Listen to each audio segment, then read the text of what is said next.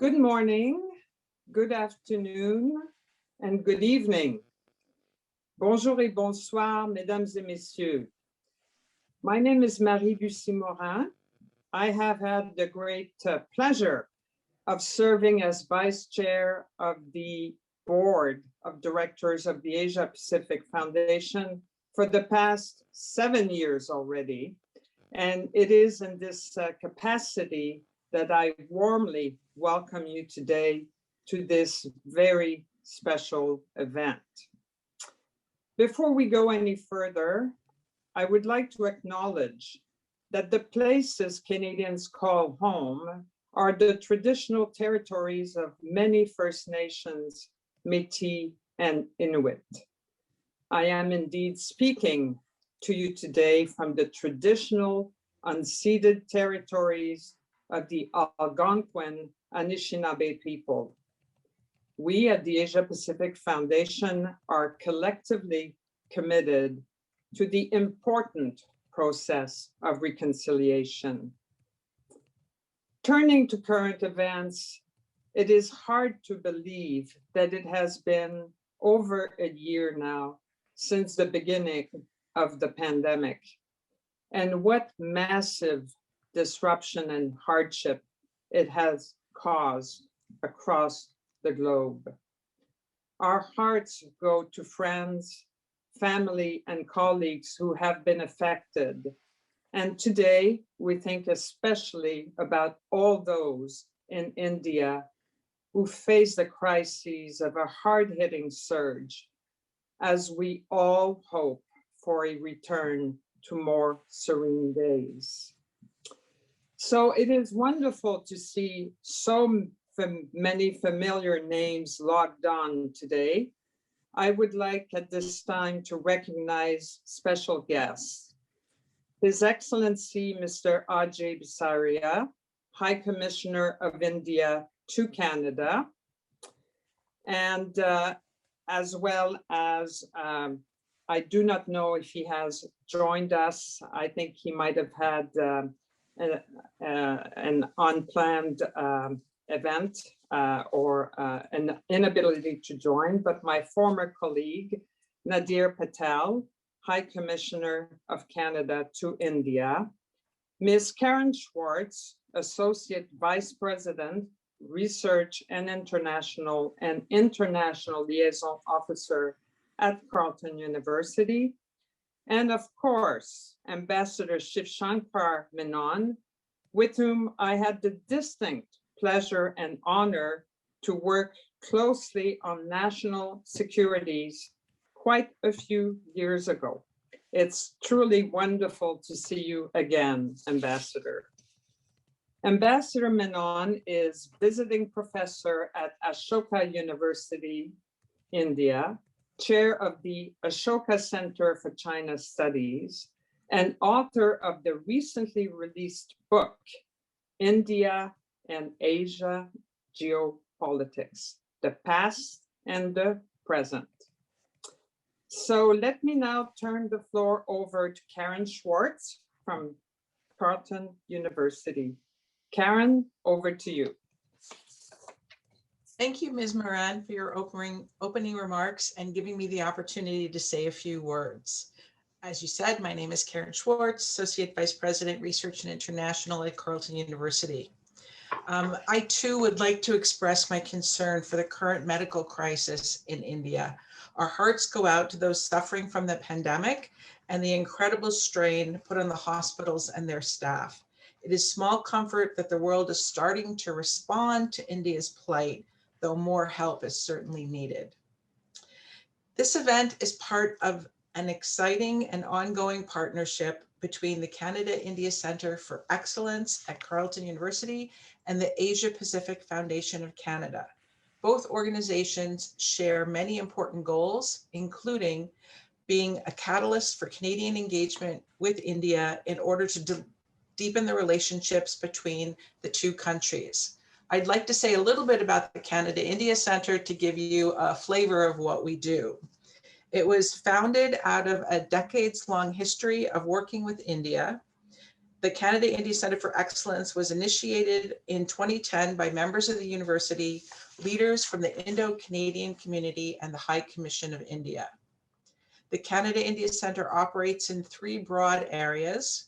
Firstly, it leverages Carleton's academic expertise to conduct short-term professional development programs for students and specialists from India and Canada in specific areas. Some of these areas include data science, finance, entrepreneurship, and leadership.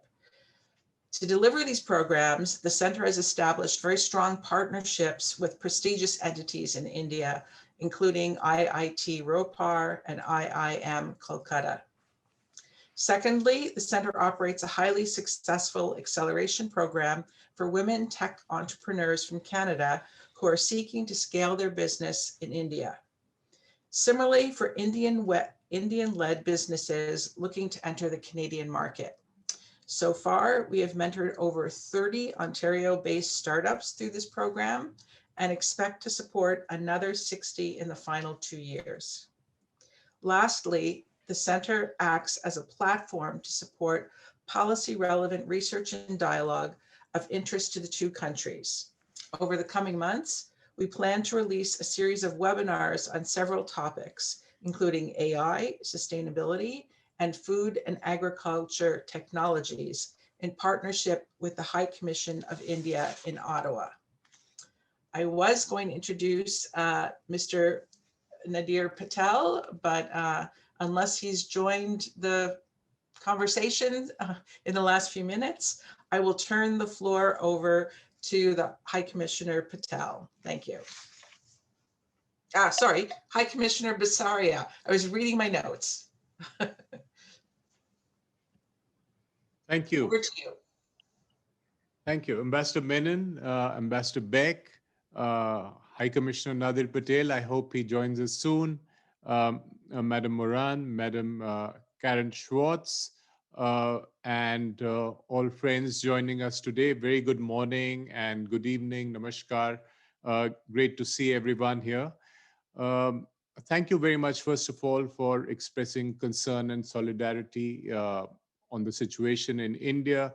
It has been an incredible surge. We were expecting a wave. We got a tsunami, but India is fighting back.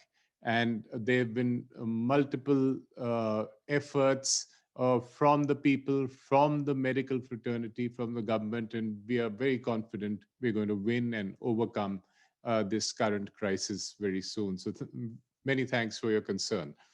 I'm delighted to join this very exciting event today to introduce someone who's been not just a senior colleague and a role model for us Indian diplomats, but also a very distinguished public intellectual from India. So thank you to the Asia Pacific Foundation and the Canada-India Center of Excellence from Carleton for putting this together, for giving us this opportunity. Ambassador Menon has a very long biodata, and it would take me about an hour to get you to acquaint you to it, but I'm going to try the 1-minute version. Ambassador Menon had a very distinguished career in the Indian Foreign Service for 37 years till 2009. He was and is today one of our foremost experts on China and Sino-Indian relations, and served also with great distinction as India's ambassador to China. He also served as India's ambassador to Israel and High Commissioner to Sri Lanka and Pakistan. Ambassador Menon was India's 4th National Security Advisor from the years 2009 to 2014. His role as a public intellectual and scholar and commentator began in 2014 when he joined the Brookings Institution in the US. He's also been a scholar at the Kennedy School at Harvard University and at MIT. He was chosen among the 100 global thinkers by Foreign Policy magazine in 2010. He's also worked at the Institute of South Asia Studies at the National University of Singapore, and he's been a visiting a professor now at the School of International Relations at Ashoka University, and also chairs the Ashoka Center for China Studies. Ambassador Menon has authored 2 books, one of which we are discussing here today. His first book, published in 2016, was called Choices: Inside the Making of Indian Foreign Policy. That was a personal favorite for me.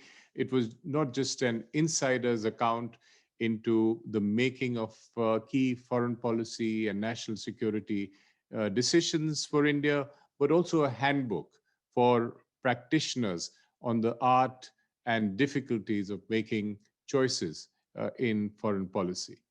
I've personally had the privilege of working with Ambassador Menon and seeing him in action in many of his past assignments, particularly in Sri Lanka, China, and in Pakistan, where he was my distinguished predecessor. Both in China and Pakistan, his tenure was marked by a strong improvement in bilateral relations in these 2 very often adversarial relationships. I've also had the pleasure of being hosted by Ambassador Menon when he was head of mission both in China and Pakistan, and traveling with him to several exotic destinations in Eurasia when he was our national security advisor. So it's a delight to welcome you virtually to Canada, Ambassador Menon, and we look forward to this great conversation. Thank you.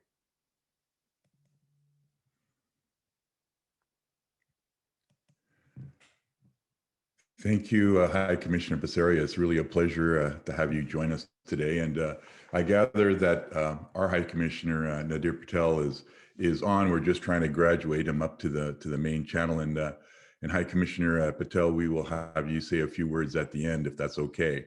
For me, it's truly a pleasure to welcome Ambassador Menon to discuss his book, India and Asian Geopolitics: The Past and the Present. During the 4 years I was Canada's High Commissioner to India, I had the opportunity to meet Ambassador Menon as India's National Security Advisor. He is truly a remarkable diplomat with vast experience in dealing with the geopolitical, geostrategic realities facing India. My goal in our conversation today will be to tease out some of the implications for Canada from India's experience, particularly given the world as we face it today. Before starting our talk, there are a few housekeeping matters to keep in mind.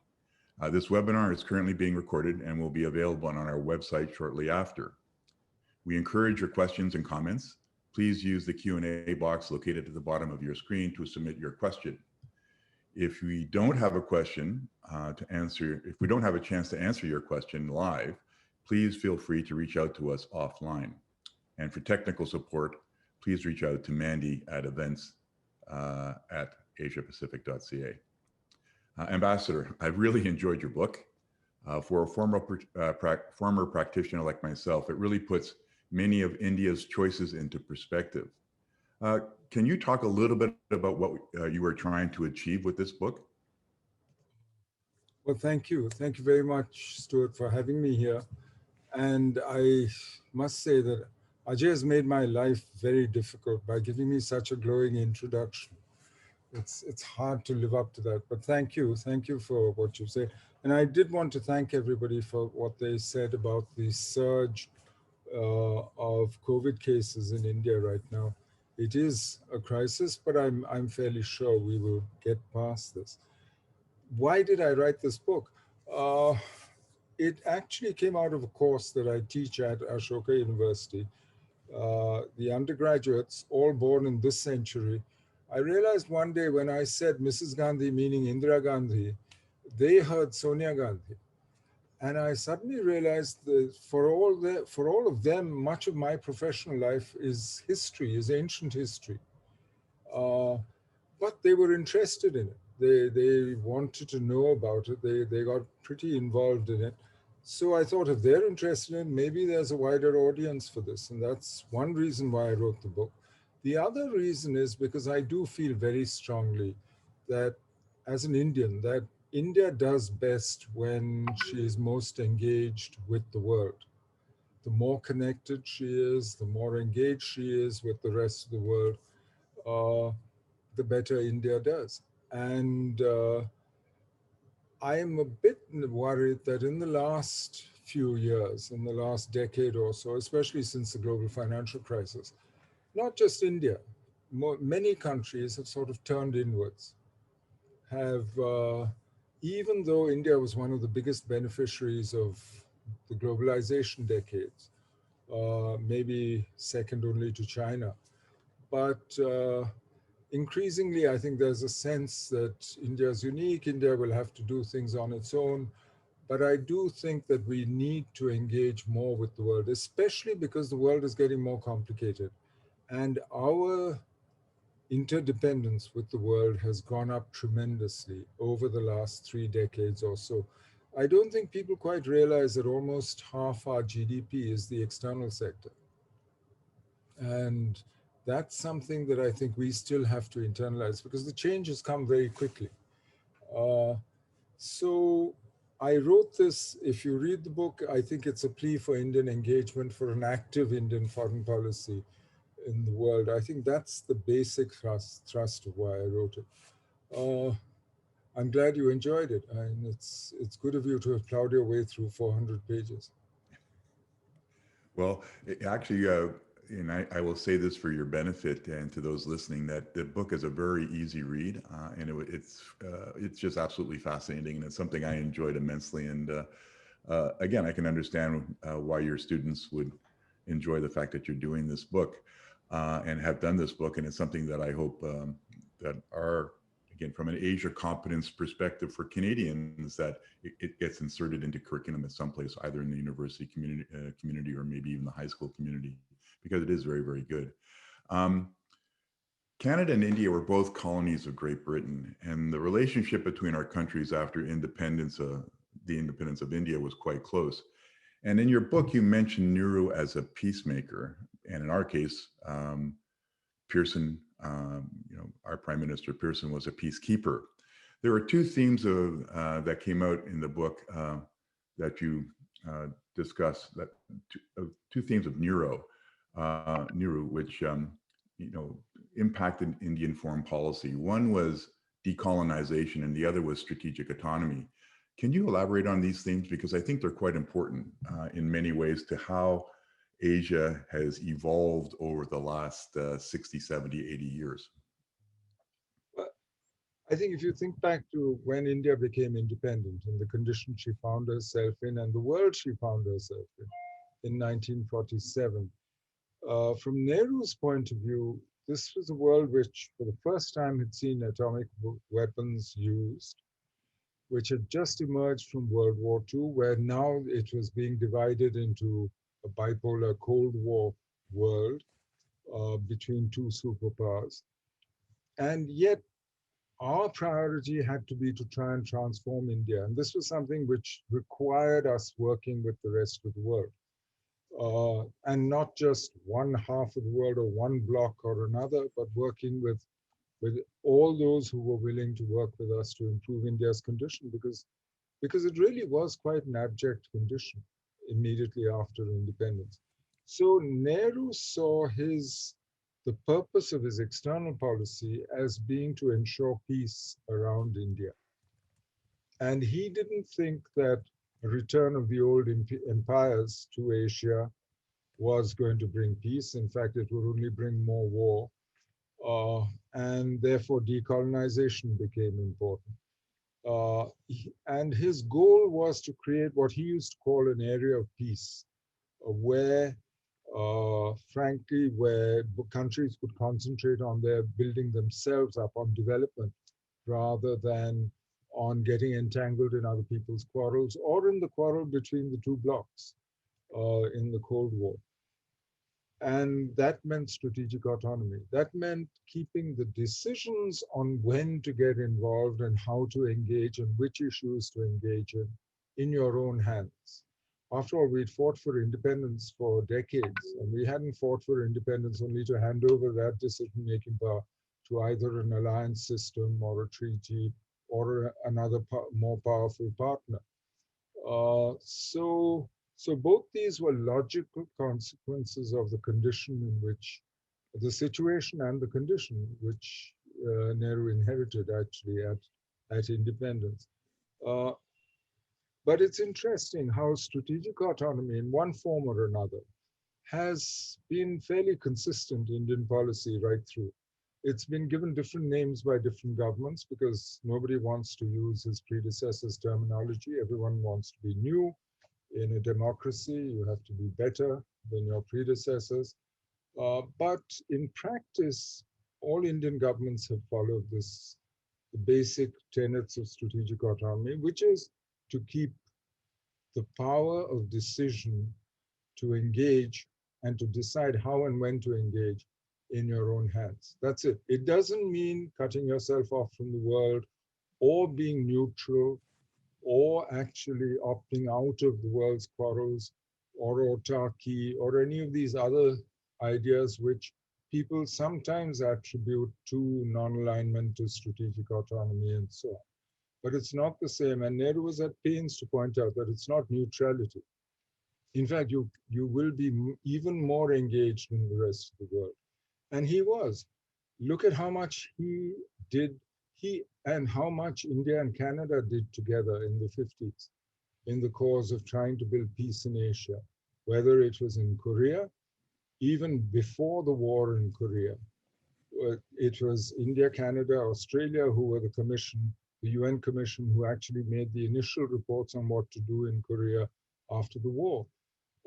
In Indochina, both when the war against the French ended and later after the Geneva agreements, after the agreements in '56, the International Control Commission right through Indochina.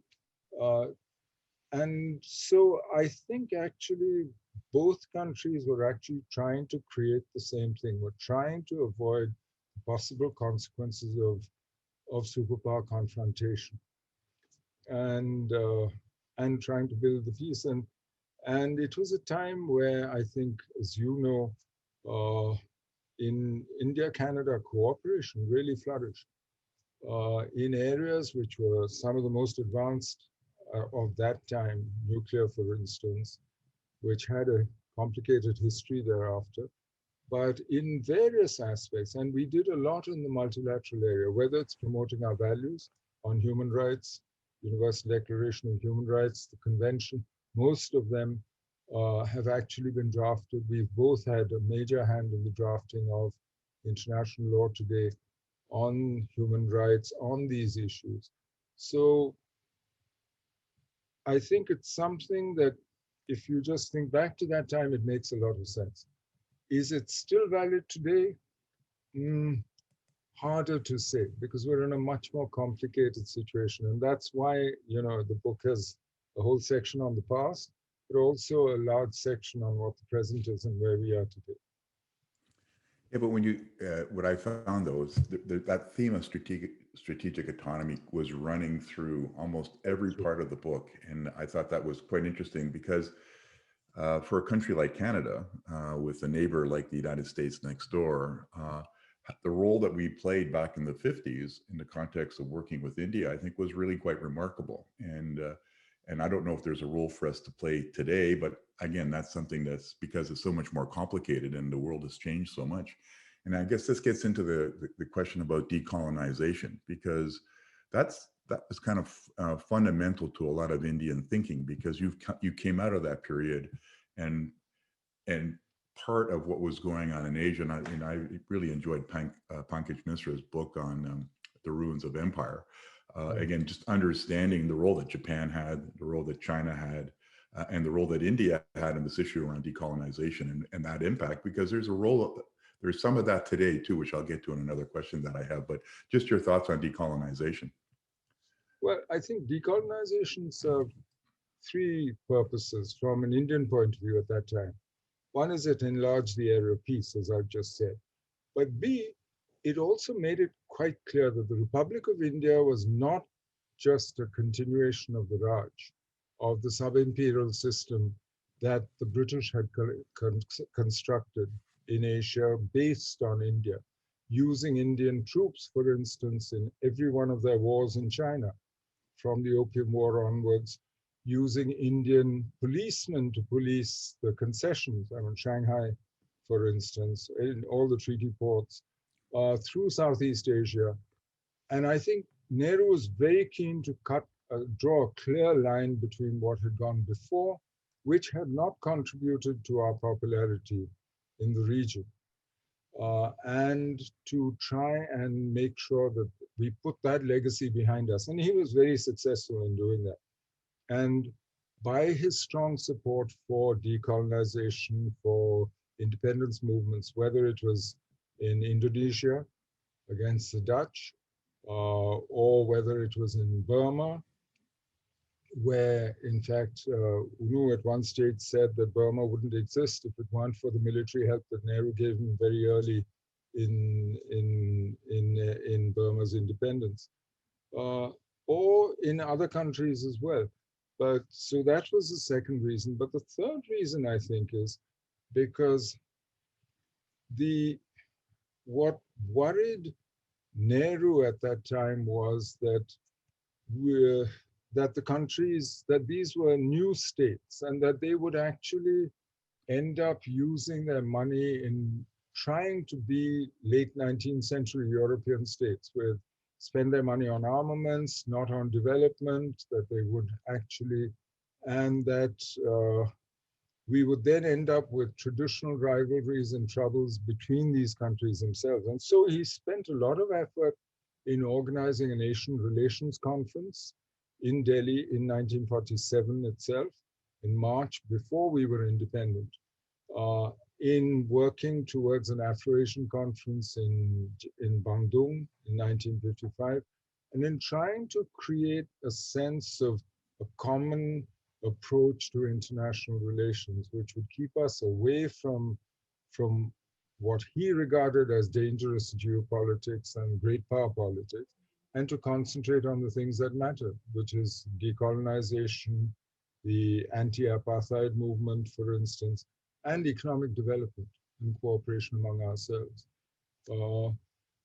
Frankly, it made sense, and he was successful in very strange ways. He succeeded not in the way in which he expected, because I think, frankly, all these countries were the ones that soon started growing much faster, some of them even much faster than India itself.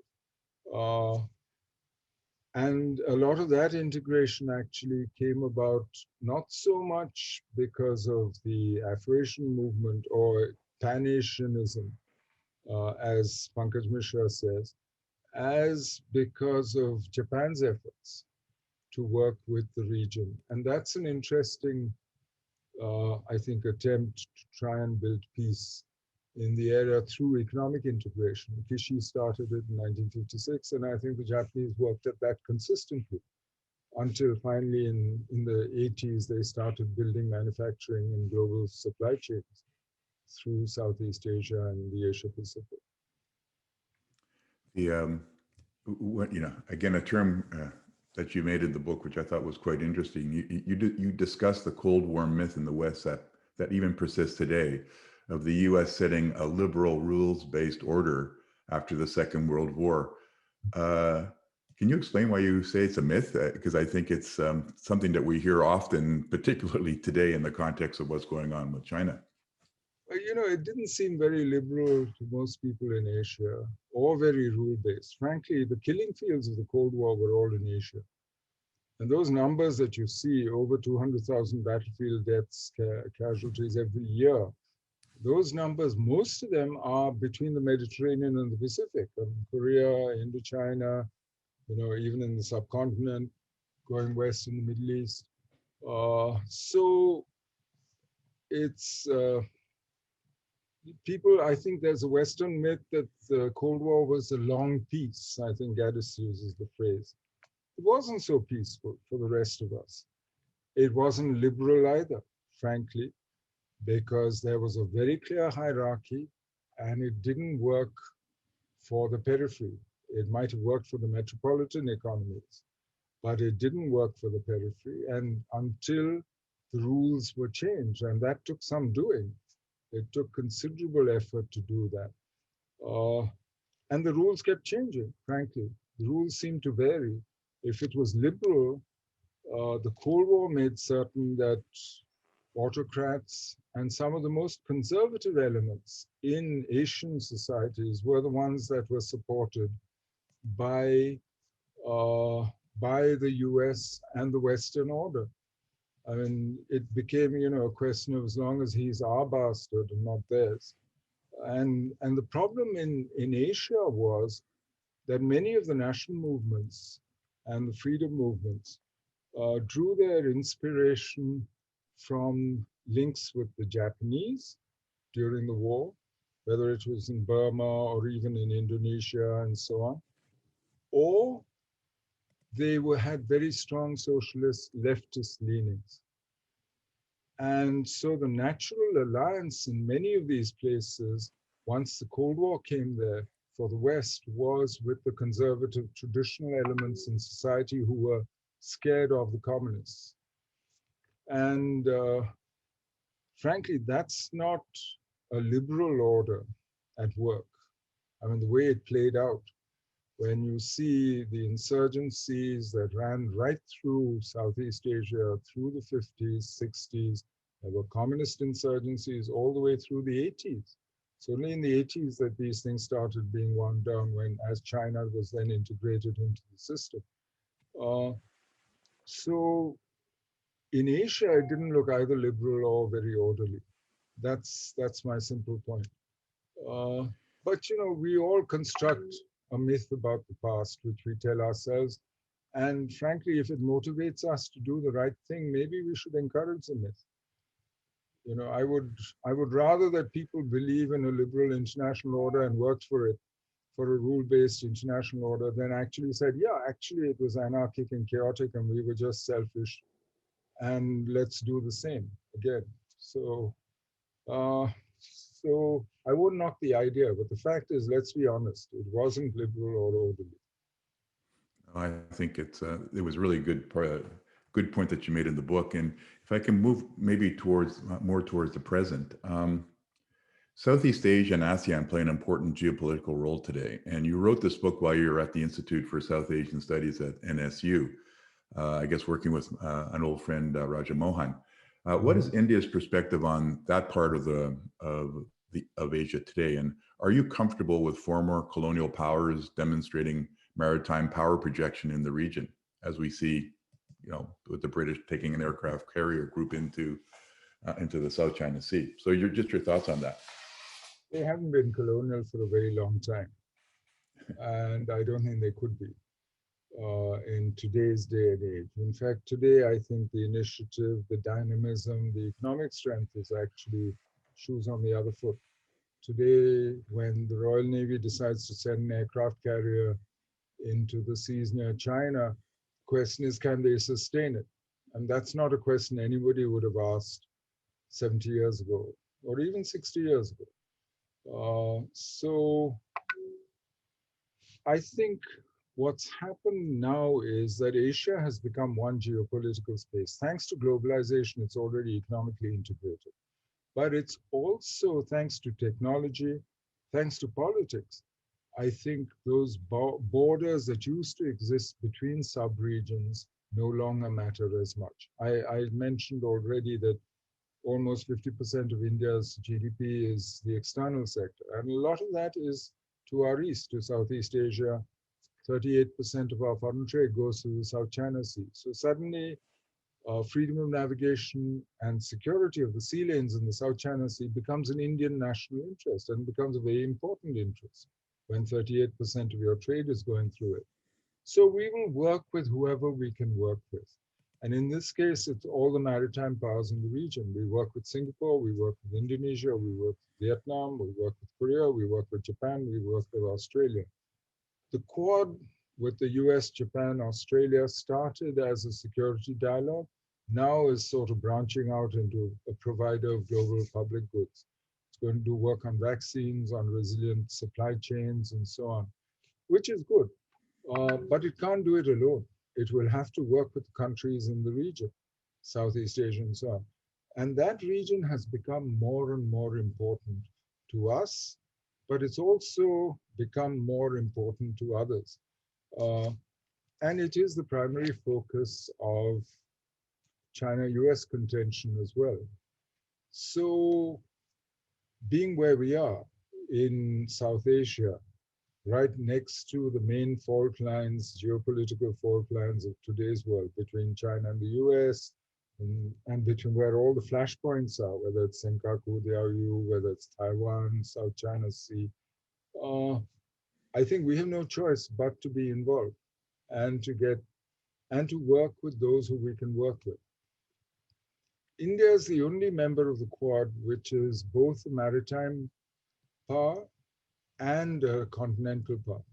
We also have the world's largest boundary dispute on land with China. So unlike the other three, the US is basically an island in geopolitical terms behind two of the largest oceans on Earth. So she has the option of intervening or withdrawing, or being an offshore balancer, as it were. For India, both the maritime space and the continental space are very important, and we'll have to deal with it. So we will work with whoever. And in Southeast Asia, we find a whole host of natural partners. If you look at the last 10, 15 years, at the improvement in defense, security, intelligence, other relationships between India, Singapore, Indonesia, Vietnam, Japan, it's quite remarkable. I don't think anyone would have predicted this 15 years ago.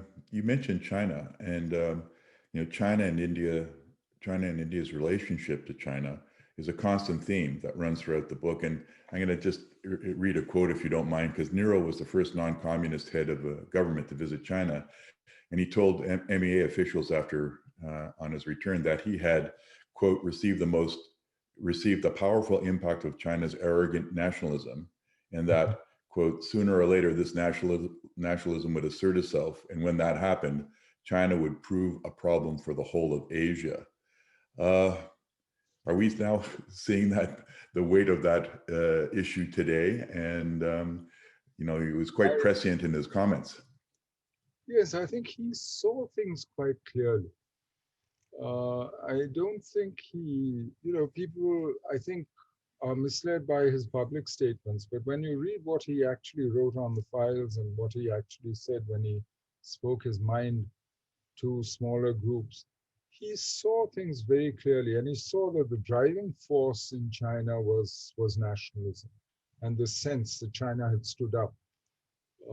And I think the impact of his conversation with Mao Zedong in '54, where Mao Zedong told him that, even if there's a nuclear war, it really doesn't matter because, the West will get wiped out, but most of us will survive. We have the people. And then, it'll be our world, meaning India and China.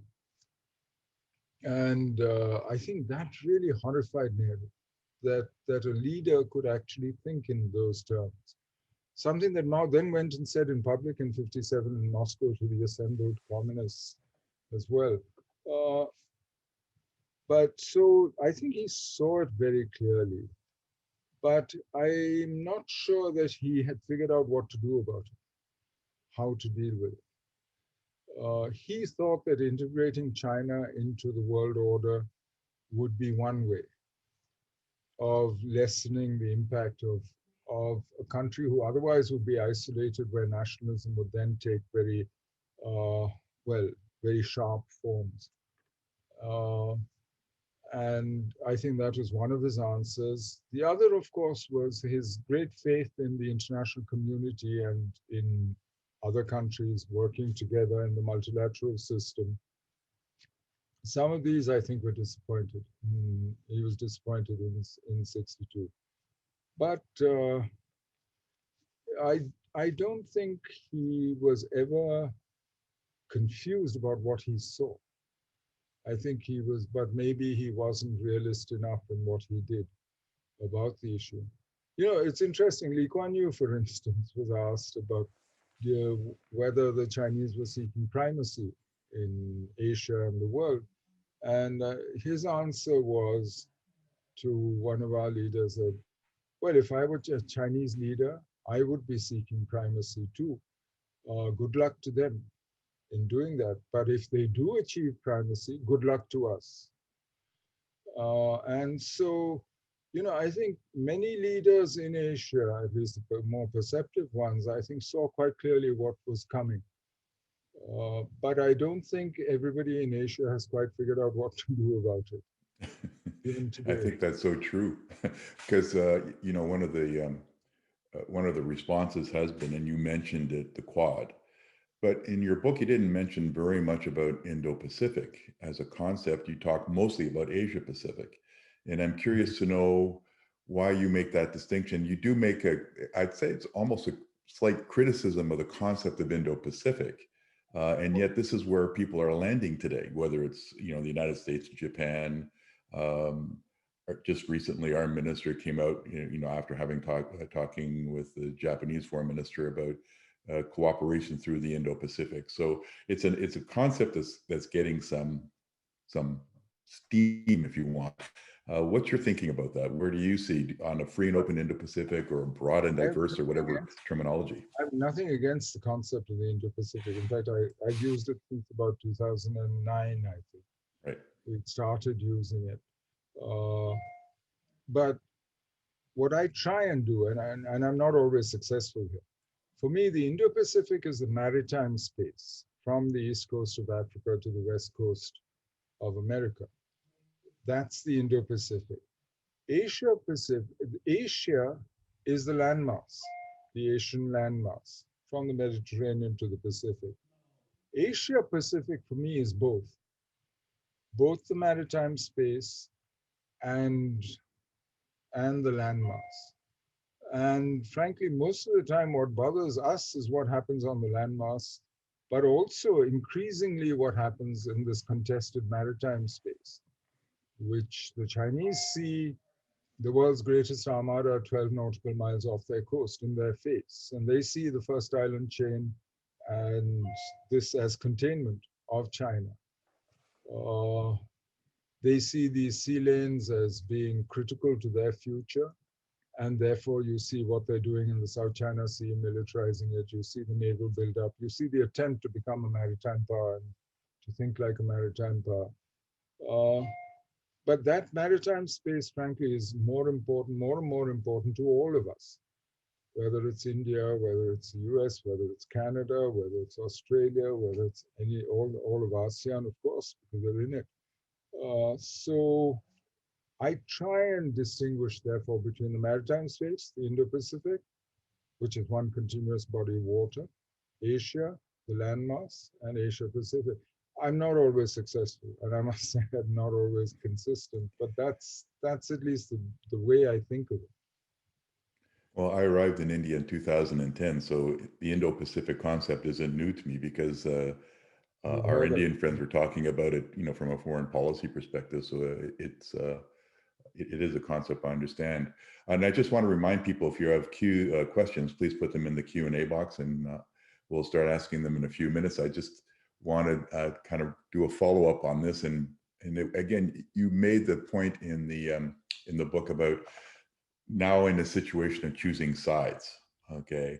And how do you, if you were providing advice these days to your, in the case of India, it might be a little bit different. Let's choose a different country, to Canada or other countries that are middle powers that are caught in the middle here.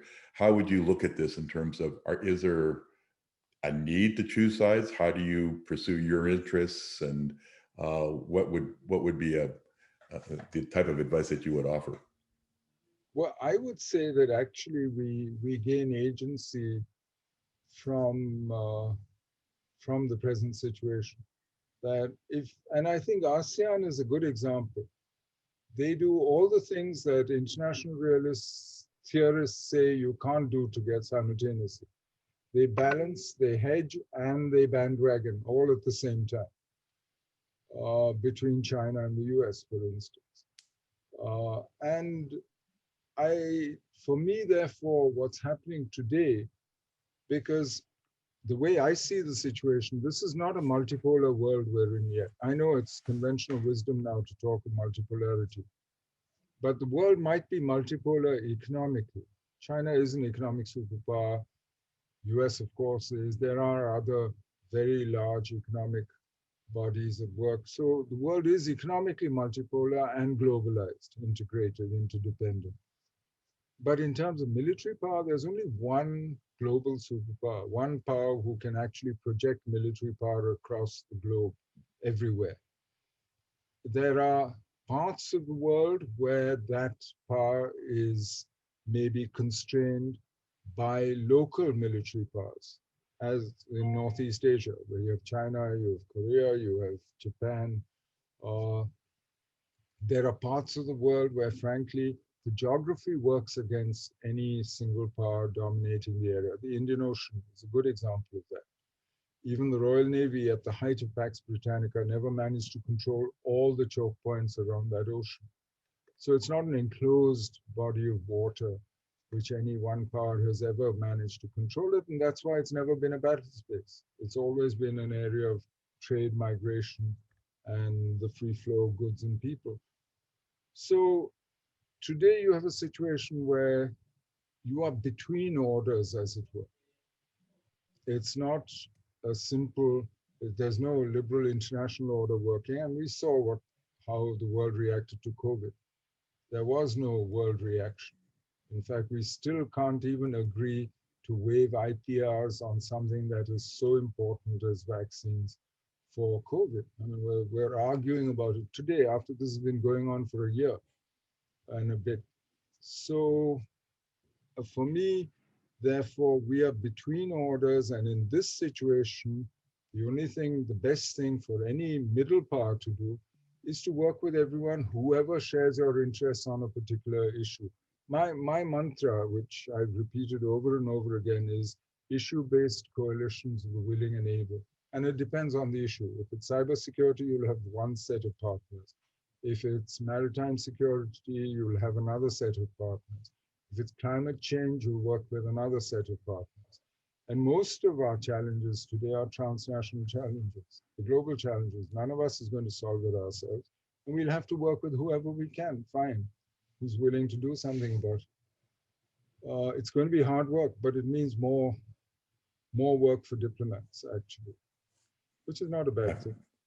Which is not a bad thing, and ironically, two questions come from former colleagues of mine. So, and they're about the same geographical location. One is about Pakistan, and one is about Afghanistan, and both have a relationship to Pakistan, as you can imagine. So, India, Pakistan, will this improve, and the relationship between the two, and what would be the influence of China in that context? And then Afghanistan, with the pullout of the Americans, what will be the impact on the Taliban, and what's India's position on the pullout and things? It's a complicated issue, and not very many Canadians really understand it when it's daily bread of Indian diplomats. So I'd be curious to get your thoughts on that. Well, actually, you should ask High Commissioner Bisaria about India, Pakistan, and where it's going, because he's up to date, who knows.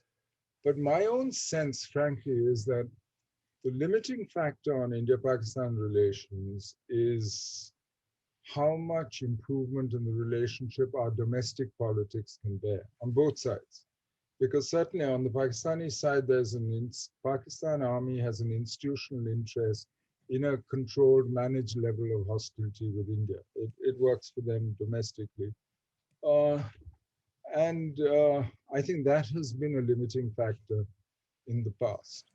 It's sort of limited the extent of improvement that we've managed to achieve in the past. So my own expectations, therefore, are not very high. But it has to be managed. Neither side wants this to get out of hand, out of control. And this is why there have consistently been back-channel discussions, contacts, negotiations, which is why we've now again reinforced or recommitted to the 2003 ceasefire that we had. And it seems to be holding by and large since for the last month or so. So I think we're still in that sort of gray zone where relations are better than they were before, but they still haven't improved, and we're still talking and seeing how far we can take it. My own expectations are limited. So, but what makes it more complicated is the fact that since 2015, since China started investing in the China-Pakistan Economic Corridor, now it has a stake in Gwadar, has a stake in projects in Indian territory occupied by Pakistan in Kashmir.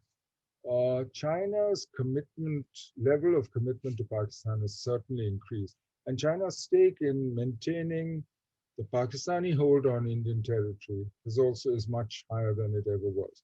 And Pakistan becomes important both in terms of Gwadar and military location at the top of the Arabian Sea, near the mouth of the Persian Gulf, but also in terms of developments in Afghanistan, how that extremism, how that sort of feeds into the situation in Xinjiang.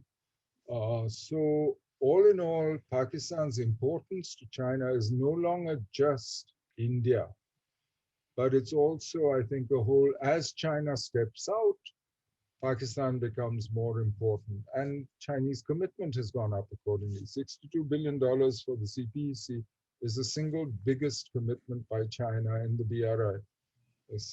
So it does actually complicate this. It tends to make Pakistan more intransigent in her discussions with India. She has less incentive to compromise, to do the sort of normal give and take. What happens once the US pulls out of Afghanistan, which now finally seems almost certain? Well, I think, everybody else has been sort of free riding on the American presence. And I think the regional powers will now have to actually step up and do something about all the things that they say worry them, which is instability in Afghanistan, the export of extremism, terrorism, terrorist safe havens, etc.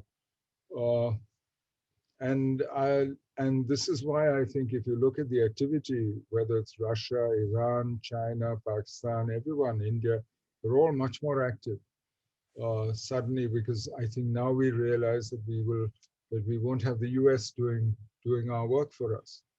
It'll be interesting to see how it goes. I'm not really sure. I think actually one of the first countries to feel the effects will be Pakistan, because you'll notice that nobody talks of Afghanistan being Pakistanized. We talk about the Talibanization of Pakistan. So for me, Pakistan is the one that's going to face either blowback or what comes out of Afghanistan if it descends into much more chaos. But if the world keeps its commitments to continue assisting Afghanistan, not necessarily militarily, but in terms of the other bits of support that it requires, I don't think that some of the worst case scenarios have to come about. It depends on how clever we are and how we approach these problems. And if we also try and, as I said, make sure that the neighbors actually work together. And I think the prospect of an American withdrawal may concentrate their minds if we actually get them around the table and bang their heads together. We have time for maybe one more question, and I apologize for those that we haven't been able to get to. And this is again from another former colleague of mine. So she's asking, can you comment on the global pandemic and how it's affecting key decision makers within China and India on their mutual relationships, and how the pandemic perhaps first or more within this decade may affect respective nationalist worldviews? I mean, is the pandemic going to have this long-term impact beyond what we're dealing with on a daily basis? It's interesting to see how China and India are approaching the issue. It seems to me that, well, the immediate impact of the pandemic has to diminish everybody, whether economically, politically, and has made every regime's internal politics much more complicated. Because nobody came out of this well. Nobody actually knew what they were doing. Nobody did very well in the beginning. And so far, at least, its effect has been to accelerate existing trends, whether it's a shift in the balance of power, whether it's, China-US contention, whether it's all these flashpoints and hotspots in Asia, which are now live. And so I'm not sure that right now quantity has become quality, as Stalin used to say. But if this goes on the way it is, then I think we might start seeing much more lasting effects of the pandemic. But today, what it has done so far is, across the world, it has driven governments inwards. There is a turning inwards, whether it is dual circulation in China, whether it is Atmanirbhar or self-reliance in India, whether it's the US devising a foreign policy for the American middle class. That's actually, it's a form of turning inwards. And this is true across the board, because the pandemic has created domestic political stresses. In some cases, it has actually led to a renegotiation of the social contract. And if it goes on much longer, I think we're going to see more of those kinds of effects on internal politics rather than on international relations. International relations, I think, frankly, whether it's the slowing down of the global economy, fragmentation of the global economy into large regional economic blocs, or whether it's the rise of the new authoritarians across the board, whether it's the shifts in the balance of power and therefore the pushback, China-US contention. Those are things which were going on before the pandemic, have probably been accelerated by COVID. And I'm not sure that those are going to change fundamentally.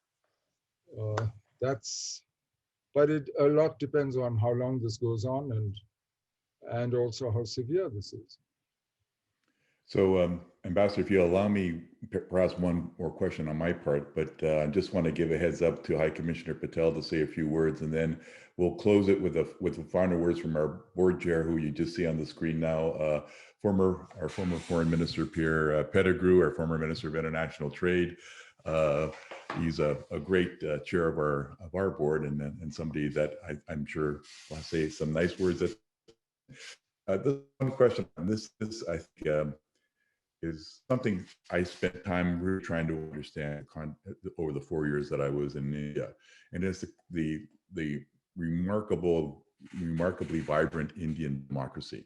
And in Green Room before the session, we talked a little bit about India could only be a democracy. Can you perhaps expand on that? Because if you take a look at what you're seeing now, whether it's Freedom House or VDEM, it says India is sliding out of a democracy. So what are your thoughts on this? And then we'll go to the High Commissioner Patel. Well, it seems to me that, well, two things. One is I wanted to add that I don't think COVID changes India's long-term trajectory. It might have slowed us down for a year or two. We will have a crisis, but ultimately we're going to come out of this. And so, as I said, I don't see that changing in where India will be 5 years from now, 10 years from now. There, I'm an optimist, and I think it's the same thing with the internal reworking. If you look at Indian democracy since independence, it's been an exercise in expanding political participation by more and more groups. The people who wrote the Constitution were those who were selected under a 1935 Act, which had a property franchise and actually limited it to something like less than 8% of the population. But what's happened since then is the increasing participation of more and more people. I mean, it chose universal suffrage right at the beginning in 1950. But ever since then, what you've seen is, and this time when you look at the state elections, everyone says they were determined by women participating in much larger numbers than men, and that the women determined the outcomes in many of the state elections. And this is a new phenomenon. So for me, it's a question of working democracy and trying to make it work in a country which, as I said, is a country of minorities. We're all minorities, either by language or region or religion or whatever.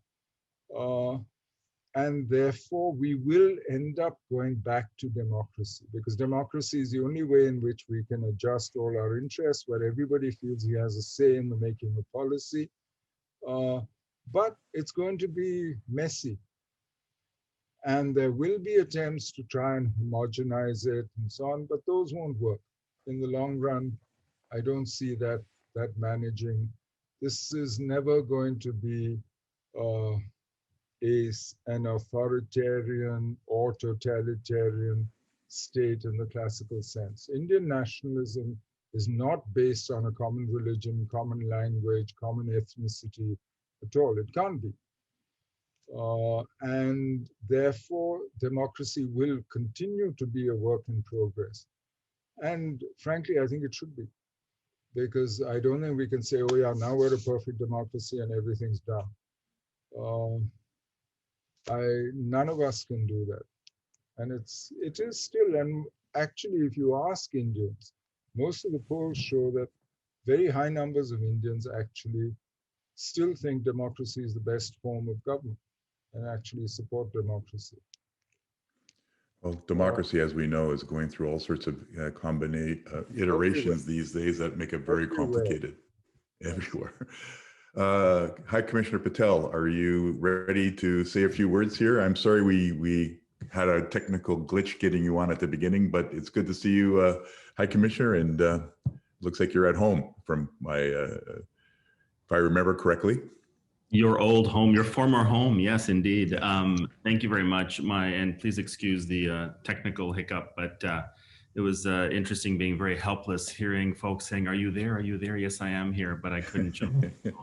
It's let me just briefly, very briefly, before we turn it over to the chair to close. I do want to acknowledge Ambassador Menon's, of course, extremely wise words, very realistic, pragmatic. And always profound in helping us think through. And I would say perhaps even your book, it comes at a very timely moment in the overall scheme of not only Canada-India relations, but as I like to think of it, India's transition over the past few years from where it has been to where it is now and where it's going. Certainly the importance of pragmatism and how solutions to both COVID and a post-COVID world will require not only a multilateral response, but the forging of perhaps deeper and new relationships as well. And of course, you touch on reminding us of Canada-India's historical or extensive cooperation in the past, and perhaps different today. But if the current crisis tells us anything, there has never been a more important time for countries to come together, work together, and perhaps forge new ways or new orders in terms of working together in a deeper sense. I will say that what I found very interesting about your thesis with the book, the growing importance of India on the global stage, and its key contribution or role in the new Asian order is a recurring theme that I would articulate in many remarks over the last couple of years and today, because I firmly believe that in fact is the case, the importance of India, its rise. And there are many examples of that.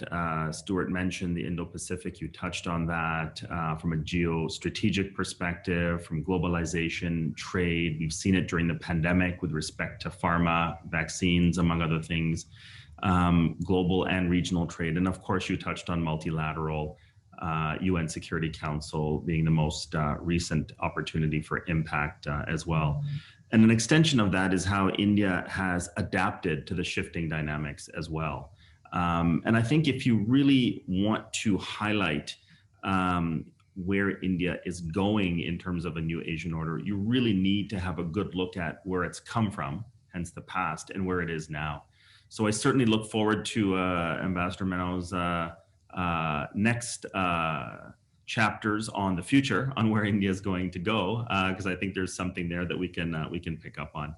So let me just say thank you for this opportunity just to offer up some support, not only for your work, Ambassador, but for the excellent work of the Asia Pacific Foundation, and of course, the Canada-India Center for Excellence as well. It's great to see both organizations come together to put this on. I did want to acknowledge my counterpart, High Commissioner Ajay Basaria. It's always great to collaborate on different initiatives and events. And given the current crises, it's great to take an hour away to remind us of the bigger picture as it relates to the current crisis as well. And I'm always delighted to be able to share some remarks with Stuart Beck, my predecessor, and someone whom I learned a lot from. And of course, Vice Chair Marie-Lucie Morin, great to see you here. And Chair, former Minister Pettigrew, great to see you all here as well. If I can just close on one note at the outset, a number of you commented on the situation on the ground here in India. And, it is quite dire, it is quite concerning, but comments like yours and the words of support underscore how important the time it is for Canada, India, and other countries to come together in solidarity to combat COVID-19. And it's just those words of understanding, support, concern really, really mean a lot, and they go a long way. So I just wanted to acknowledge that and say thank you. And with that said, I'll turn it back over to you, Stuart, and thank you for this opportunity to be part of an expression of support for this excellent work. Well, thank you, High Commissioner Patel, and thank you as well, High Commissioner Passaria, for your opening remarks. And now over to our chair, Pierre. Well, thank you very much, Stuart, and nice to see you, both High Commissioners, ours and India's. I really appreciate very much Karen Schwartz and Carleton University for having collaborated with our foundation in organizing this event today. Ambassador Menon, thank you very much for having contributed so much to this dialogue. This takes place at a very important time. Clearly, I join everyone else who has expressed deep concerns for what is going on in India at this time. And indeed, the foundation expressed it, Canada as well. And I can tell you that our hearts go to this situation there. I totally agree with you, Ambassador, when you shared with us how much there has been no global leadership around this whole pandemic. Not only in the last few weeks that India has been hit so badly, but since the beginning of the pandemic. We are between two world orders, as you said so very well. I had not put it that way, but clearly the international liberal order established by the United States after World War II has been challenged now by China quite clearly. It has also been revisited by the United States, who seems certainly to have detached itself from that international order. We'll see what President Biden does about it, but there doesn't seem to be a huge appetite in the United States for the very world order that they themselves established. So all that to say, Ambassador Menon, that this dialogue is very important to us. As we are moving towards a new world order, we Canadians in North America and you Indians, cousins of ours by history and deeply, of course, engaged in your own continent in Asia, the dialogue between us is more important than ever. I think you contributed a lot to it this morning. I really want to thank you for it, because at this time, we need to compare notes bilaterally, of course. I must tell you that the best trade mission I have led in all of my years as trade minister is the trade mission I led to India in 2000. That's the most memorable one for me, and I keep great memories of it. So thank you, Ambassador, for having shared your views. Thank you to Carleton for having associated itself with our foundation. And thank you all to have participated into it. And of course, Stuart, great job as usual in having a very solid dialogue with Ambassador Menon. Thank you, Pierre. And thank you, everybody. And have a good day.